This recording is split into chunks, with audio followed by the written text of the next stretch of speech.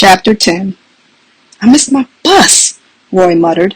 "Big deal. I'm missing soccer practice," said Beatrice. "What about Dana?" "He'll live." It wasn't Mr. Ryan who saved Roy from a whooping in the closet. It was Beatrice Leap. She had left Dana Matheson stripped down to his underpants and trussed to the flagpole in front of the administration building at Trace Middle School.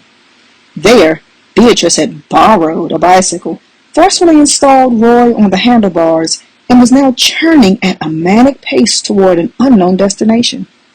Roy wondered if this was a kidnapping, in the legal sense of the term. Surely there must be a law against one kid snatching another kid from school property. "Where are we going?" He expected Beatrice to ignore the question, as she had twice before. But this time, she answered, "Your house." "What?" "Just be quiet, okay? I'm in no mood, cowgirl." Roy could tell by her tone of voice that she was upset. "I need a favor," she told him, "right away." "Sure, anything you want." What else could he say? He was hanging on for dear life as Beatrice zigged across busy intersections and zagged through lines of traffic. She was a skilled bicyclist, but Roy was nervous nonetheless. Bandages, tape, goop to stop infections. Beatrice was saying, "Mom got any of that stuff?" Of course. Roy's mother kept enough medical supplies to run a mini emergency room. Good deal. Now all we need is a cover story. What's going on? Why can't you get bandages at your house? Because it's none of your business. Beatrice set her jaw and pedaled faster. Roy got a queasy feeling that something bad must have happened to Beatrice's stepbrother, the running boy. Mrs. Eberhardt greeted them at the front door. I was getting worried, honey. Was the bus late? Oh, who's this? Mom, this is Beatrice. She gave me a lift home. I'm very pleased to meet you, Beatrice. Roy's mother wasn't just being polite. She was plainly delighted that Roy had brought home a friend, even if it was a tough-looking girl. We're going to Beatrice's and finish up some homework. Is that okay? You're welcome to stay here and work. The house is quiet. It's a science experiment, Beatrice cut in. It might get pretty messy. Roy suppressed a smile. Beatrice had sized up his mother perfectly. Mrs. Eberhardt kept an exceptionally neat house. Her brow frowned at the thought of glass beakers bubbling with potent chemicals. Is it safe? She asked. Oh, we always wear rubber gloves, Beatrice said reassuringly. And eye goggles, too. It was obvious to Roy that Beatrice was experienced at fibbing to grown-ups. Mrs. Eberhardt fell for the whole yarn. While she fixed them a snack, Roy slipped out of the kitchen and darted to his parents' bathroom. The first aid stash was in the cabinet beneath the sink. Roy removed a box of gauze, a roll of white adhesive tape, and a tube of antibiotic ointment that looked like barbecue sauce. These items he concealed in his backpack. When he returned to the kitchen, Beatrice and his mother were chatting at the table, a plate of peanut butter cookies between them. Beatrice's cheeks were full, which Roy took as a promising sign. Enticed by the sweet, warm smell, he reached across and grabbed 2 cookies off the top of the pile. Let's go, Beatrice said, jumping up from her chair. We've got lots of work to do. I'm ready, said Roy. Oh, wait, you know what we forgot? He had no clue what Beatrice was talking about. No, what did we forget? The ground beef, she said. For the experiment. Yeah, said Roy, playing along. That's right. Immediately his mother piped up, Honey, I've got 2 pounds in the fridge. How much do you need? Roy looked at Beatrice, who smiled innocently. 2 pounds would be plenty, Mrs. Eberhardt. Thanks. Roy's mother bustled to the refrigerator and retrieved the package of meat. "What kind of science experiment is this, anyway?" she asked. Before Roy could answer, Beatrice said, "Cell decay." Mrs. Eberhardt's nose crinkled, as if she could already smell something rotting. "You two better run along," she said. "All that hamburger's still fresh." Beatrice Leak lived with her father, a former professional basketball player with gimpy knees, a bare gut, and not much enthusiasm for steady work. Leon Lurch Leap had been a high-scoring point guard for the Cleveland Cavaliers and later the Miami Heat. But 12 years after retiring from the NBA, he still hadn't decided what to do with the rest of his life. Beatrice's mother was not an impatient woman, but she had eventually divorced Leon to pursue her own career as a cockatoo trainer at Parrot Jungle, a tourist attraction in Miami. Beatrice had chosen to remain with her father partly because she was allergic to parrots and partly because she doubted that Leon Leap could survive on his own. He had basically turned into a lump. Yet, less than 2 years after Mrs. Leap left him, Leon surprised everyone by getting engaged to a woman he met at a celebrity pro-am golf tournament. Lana was one of the waitresses in bathing suits who drove electric carts around the golf course, serving beer and other beverages to the players. Beatrice didn't even learn Lana's last name until the day of the wedding. It was the same day Beatrice found out she was going to have a stepbrother. Lana arrived at the church towing a somber, bony-shouldered boy with sun-bleached hair and a deep tan. He looked miserable in a coat and necktie, and he didn't hang around for the reception. No sooner had Leon placed the wedding ring on Lana's finger than the boy kicked off his shiny black shoes and ran away. This was to become a reoccurring scene in the Leap family chronicles. Lana didn't get along with her son and nagged at him constantly. To Beatrice, it appeared as if Lana was afraid that the boy's quirky behavior might annoy her new husband, though Leon Leap seemed not to notice. Occasionally, he'd make a half-hearted attempt to bond with the kid, but the two had little in common. The boy held no interest in Leon's prime passions, sports, junk food, and cable television, and spent all of his free time running the woods and swamps. As for Leon, he wasn't much of an outdoorsman and was leery of any critter that wasn't wearing a collar and a rabies tag. One night, Lana's son brought home an orphan baby raccoon which promptly crawled into one of Leon's favorite moleskin slippers and relieved itself. Leon seemed more puzzled than upset, but Lana went totally ballistic.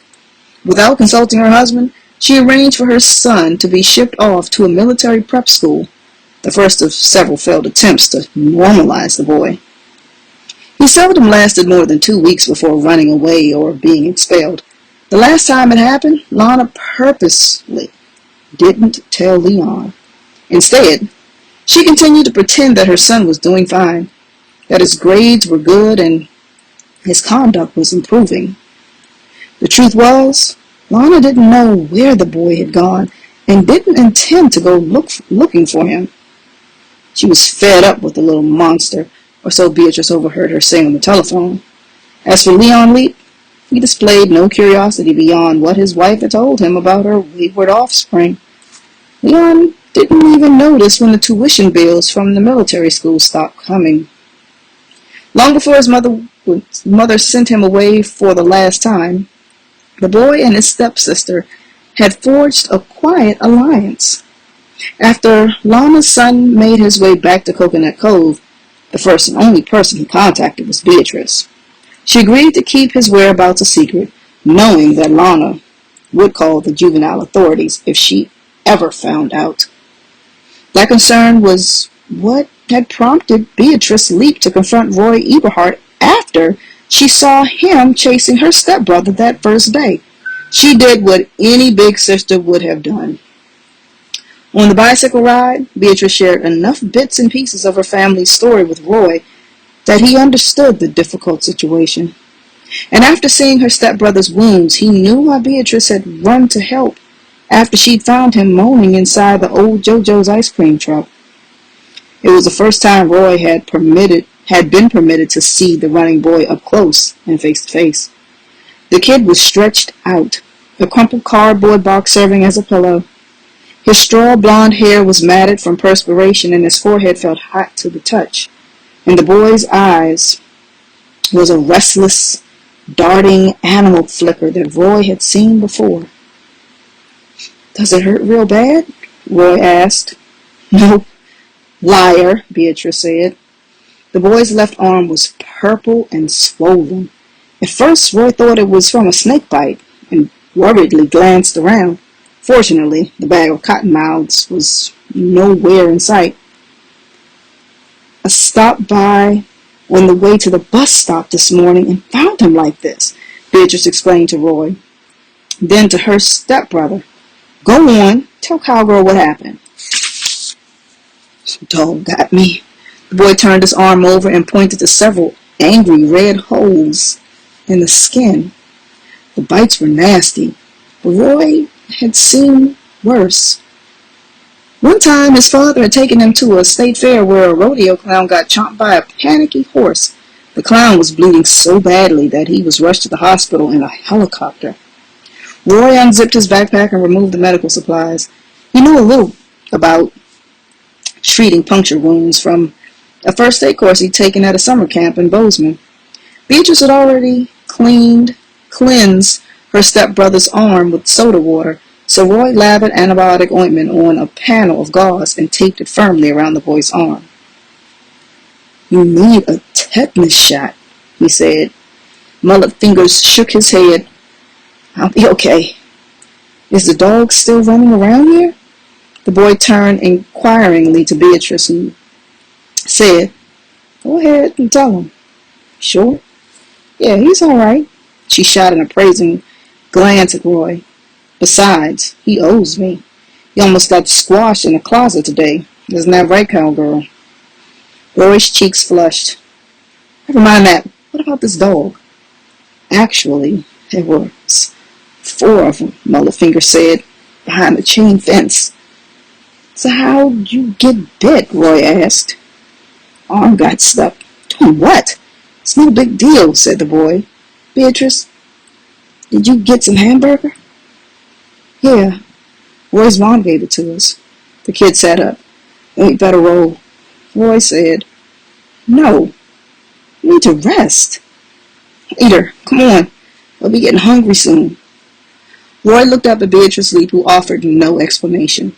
They followed Mullet Fingers down the steps of the ice cream truck and out of the junkyard. "Meet you there," he said, and broke into a full run. Roy couldn't imagine the strength it must have taken, considering his painful injury.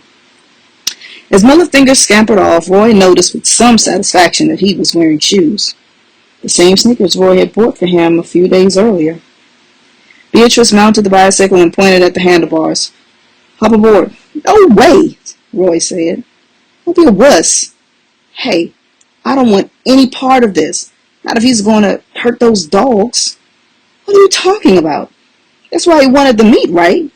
Roy thought he had figured it out. He thought the kid meant to take revenge on the dogs by swiping the hamburger with something harmful, maybe even poisonous. Beatrice laughed and rolled her eyes. "He is not that kind of crazy. Let's go." 15 minutes later, Roy found himself on East Oriole Avenue at the same trailer where the foreman had hollered at him a few days before. It was nearly 5 o'clock, and the construction site looked deserted. Roy noticed that a chain-link fence had been erected to enclose the lot. He recalled that the cranky foreman had threatened to unleash vicious guard dogs, and he assumed they were the ones that bit Mulletfingers. Jumping off the bike, Roy said to Beatrice, "Does this have anything to do with that cop car that got spray-painted?" Beatrice said nothing. "Or the gators in the portable potties?" Roy asked. He knew the answer, but Beatrice's expression said it all. "Mind your business." Despite the fever and the raging infection, her stepbrother had beaten them to the pancake house construction site. "Let me have that," he said, snatching a package of meat from Roy's hand. Roy grabbed it back. "Not till you tell me what for." The kid looked at Beatrice for assistance, but she shook her head. "Get it over with," she told him. "Come on, we haven't got all day." His injured arm hanging limply, Mullet Fingers clambered up one side of the fence and down the other. Beatrice followed effortlessly, swinging her long legs over the top. "What are you waiting for?" she barked at Roy, still standing on the other side. "What about those dogs?" "The dogs," said Mullet Fingers, "are long gone." More confused than ever, Roy scaled the fence. He followed Beatrice and her stepbrother to a parked bulldozer. They huddled in the shaded cup of the blade, safely out of sight from the road. Roy sat in the middle position, while Beatrice on his left and Mullet Fingers on his right. Roy held the package of meat on his lap, covered it with both arms like a fullback protecting a football. "Did you paint that cop car?" He bluntly asked the boy. No comment. "And hide those alligators in the toilet?" Mullet Fingers stared straight ahead, his eyes narrowing. "I don't get it," Roy said. "Why would you try crazy stuff like that? Who cares if they build a stupid pancake house here?" The boy's head snapped around and he froze Roy with a cold look. Beatrice spoke up. "My stepbrother got bit by the dogs because his arm got stuck when he reached through the fence. Now ask me why he was reaching through the fence." "Okay, why?" Roy said. "He was putting out snakes." "The same snakes from the golf course? The cottonmouths?" Roy exclaimed. "But why? You trying to kill somebody?" Mullet Fingers smiled knowingly. "They couldn't hurt a flea, them snakes. I taped them mouths shut." "I'm so sure," Roy said. "Plus I glued sparkles on their tails," the boy added, "so they'd be easy to spot." Beatrice said, "He's telling the truth, Eberhard." Indeed, Roy had seen the sparkling tails for himself. "But come on," he said. "How do you tape a snake's mouth closed?" "Real carefully," said Beatrice with a dry laugh. "Oh, it ain't so hard," Mullet Fingers added. "If you know what you're doing. See, I wasn't trying to hurt them dogs, just rile them up." "Dogs do not like snakes," Beatrice explained.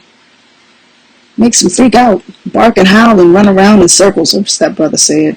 "I knew the trainer would drag him out of here as soon as he saw the cottonmouths. Those Rottweilers ain't cheap." It was the wildest plan Roy had ever heard. "The only part I didn't count on," said Mullet Fingers, eyeing his bandaged arm, "was getting bit."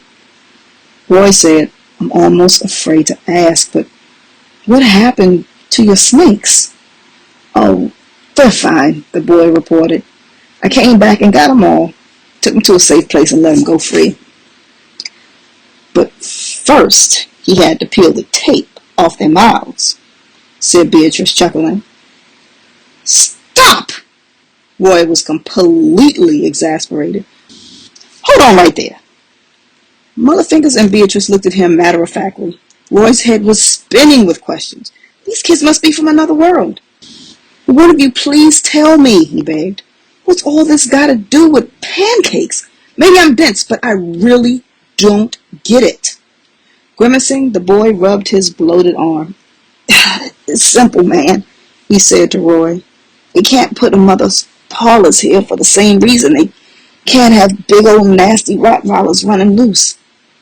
"Show 'em why," Beatrice said to her stepbrother. "Okay, give me the hamburger." Roy handed over the package. Mullet Fingers peeled off the plastic wrapper and scooped out a handful of ground beef, which he carefully rolled into 6 perfect little meatballs. "Follow me," he said, "but try and be quiet." The boy led Roy to a hole in a grassy patch of ground. At the entrance of the hole, Mullet Fingers placed 2 hamburger balls. Next, he walked to an identical-looking hole on the other side of the lot and left 2 more meatballs there. He followed the same ritual at another hole in the far corner of the property. Peeking into one of the dark tunnels, Roy asked, "What's down there?" In Montana, the only animals that dug holes like that were gophers and badgers, and Roy was positive there weren't many of those in Florida. "Hush," the boy said. Roy trailed him back to the bulldozer, where Beatrice remained perched on the blade, cleaning her eyeglasses. "Well," she said to Roy. "Well, what?" Fingers tapped him on the arm. "Listen." Roy heard a short, high-pitched cuckoo. Then, from across the open lot, came another. Beatrice's stepbrother rose stealthily, tugged off his new sneakers, and crept forward. Roy followed closely. The boy was grinning through his fever when he signaled for them to stop. "Look." He pointed toward the first burrow. "Wow," Roy said under his breath. There, standing by the hole and peering curiously at one of the meatballs, was the smallest owl that he had ever seen. Fingers chucked him gently on the shoulder. "Okay. Now do you get it?" "Yeah," said Roy. "I get it."